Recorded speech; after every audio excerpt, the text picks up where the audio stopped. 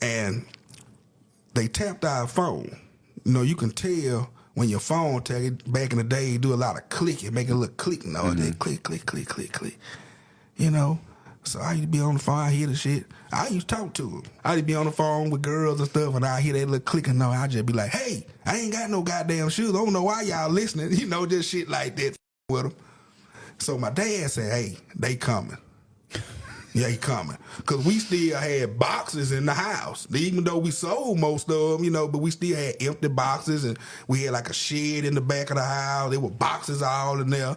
So my dad said, hey, they coming. They coming. Y'all get this shit out of here. So me and my mom, we got all the boxes, broke them down. We took them down the road to an apartment complex and threw them in their dumpster. Yeah, I'm thinking I outsmarted the law. This is my mind, like, they really fell for this shit. I outsmarted the feds, you know what I'm saying? I'm like, damn, they believe that shit? Hey, you know. So weeks go by. One of my crew members, Courtney O'Bannon, I never forgot this day. He called me one night. He was like, Sunday night. He said, man, I got these two girls. Man, we need to get them. We get us a hotel room. You know, in my mind, I'm like, yeah, because I want that one he talking about. I said, yeah, hell yeah, let's do it. So I'm like, well, shit. Me, my mom, my dad, and my sister, we had our extra pairs in our attic. So I said, well, I can go up in my attic and put them on for the night. And then when I'm done, I just take them off and take them back and put them in the attic. So, you know, that night came, we did what we did, got the room, blah, blah, blah. I come home drunk, loaded. I forgot to put my shoes up. Went to school. I ain't thinking nothing of it. I'm at baseball practice. I'm out there on the mound pitching, warming up. So the school security guard come on the field and say, oh, hey, Sidney, there's some people up there want to see you. I get up there. I noticed the agent, he just leaned against my car. So when I get up there, he say, you lied to me. I say, huh?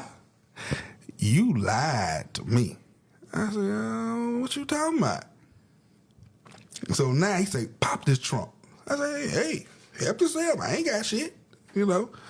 So he's searching and searching. I ain't finding nothing. But at the same time, he started talking shit. You lied, you lied, you lied. So finally when he got through, your ass going to jail. So he threw me in the car. So when they threw me in there, I'm noticing all the students, they coming up to the front now, see, you know, being nosy, seeing what's going on. So I see a guy named Ricky D. I said, hey, man, call my dad and tell him they got me. I'm going to get you $1 million in there, and then I'm going to stop running drugs. That was my goal. Why didn't you just go with bank robbery? You're already telling her you're a drug dealer. Why didn't you just say bank robbery? Because I didn't want her to, you know. You didn't want her to have because enough to... also because I'm living with the girlfriend up in Cleveland. So I'm telling her that I'm doing this for Uncle Frank and I'm driving out to Vegas. Yeah. Because so I'm gone all week. Right. This is my route up here. I have to be away. Yeah. And she's fine with it. Bring the money home. Yeah. I come home on the weekends, see my boys, and everything's a gravy.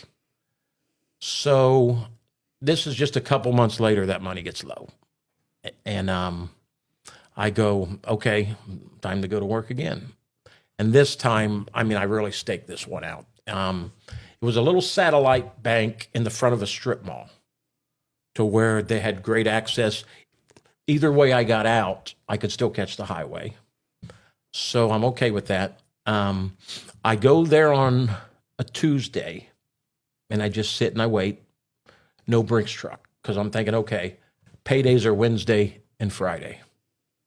So if a Brinks truck didn't come Tuesday, it's coming Thursday for the Friday payroll, because they got to be able to cash those checks, you know, because now people don't need money. They got debit cards. Right. Back then, you were still cashing your checks. So on that Friday, I go there. I kind of wait it out. Same plan, duffel bag in the back, polo shirt, khakis, gun. 2 minutes till 5, I go in. The girl opens the door, lets me in, pulls down the shade. There's only her and another woman. And at this time, I'm getting really comfortable doing it to where I'm calm. I just pull out the gun. The girl behind the counter puts her hands up. That's okay, you know. So I kind of motion. I've never seen so much money. And I pull out the duffel bag, and it's a good sized duffel bag. It's probably about like that. So I'm opening it up, and she's putting all the money in there. And when it's full, there's still stacks of money. And there's a shelf with a cardboard box up there. I said, "Get that cardboard box down."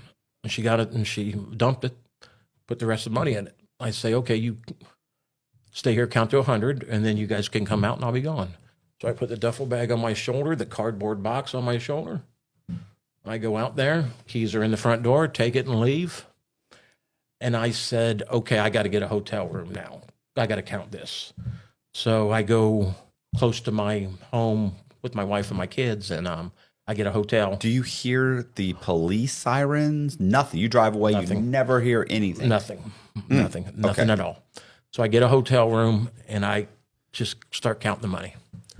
$385,000. So I was on the run, and I was building houses because fraud's not a full-time job. I have to do something, right? So I'm buying lots, I'm building new houses, and we built a new house, and the roofers are Mexicans. So one day I'm at my house, and somebody knocks at the front door, and I go and open, and there's a couple of Mexican guys there, and I kind of recognize them, right? Like I remember seeing these guys like months or a week or two ago, 3 weeks ago, whatever. And I'm like, "Yeah, what's up?" And they don't speak English. They put me on the phone. They're like, and then the person on the phone is like, "Okay, they're asking when you're going to pay." And I go, "When am I going to pay for what?" For the roof they put on a roof 3 weeks ago. You haven't paid. They want to know when they can get paid. And I'm like, "Oh no." And I went, no, I didn't hire them. They work for the guy that put on the roof who owns the company. I paid whatever his name is, Juan. I paid Juan. And they're like, no. Juan said you haven't paid him. That's why he can't pay them. And I went, "Oh, okay. I'm going to take care of this right now." So I'll stay on the phone, and I call Juan, put him on speaker, and say, "Juan, I paid you 3 weeks ago. I paid you whatever it was." And keep in mind, the prices back then are vastly different, right? Yeah. Let's say it was $4,500.